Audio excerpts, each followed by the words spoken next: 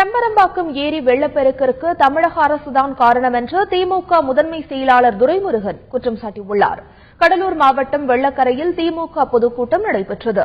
இதில் கட்சியின் முதன்மை செயலாளரும் எம்எல்ஏவுமான துரைமுருகன் பங்கேற்று சிறப்புரையாற்றினார். செம்பரம்பாக்கம் ஏரியில் இருந்து முன் அறிவிப்பின்றி நீர் திறந்து விட்டதுதான் சென்னை வெள்ளப்பெருக்கு ஏற்பட காரணம் என்று துரைமுருகன் குற்றம் சாட்டினார். நான் 15 வருஷம் பிடபிள்யூடி மினிஸ்டரா இருந்தேன். எனக்கு அந்த சட்ட திட்டங்கள் தெரியும். அது சீஃப் செக்ரட்டரி தெரியாம இருக்கலாம். 2 டிஎம்சிக்கு உள்ள இருக்கிறதெல்லாம் திறக்கலாம். 2 டிஎம்சிக்கு மேல இருந்தா கவர்மெண்ட் தான் திறக்கணும். செம்பரம்பாக்கம் ஏரியினுடைய கொள்ளளவு 3 டிஎம்சி. அப்ப கவர்மெண்ட் தான் திறக்க சொல்லி இருக்கணும்.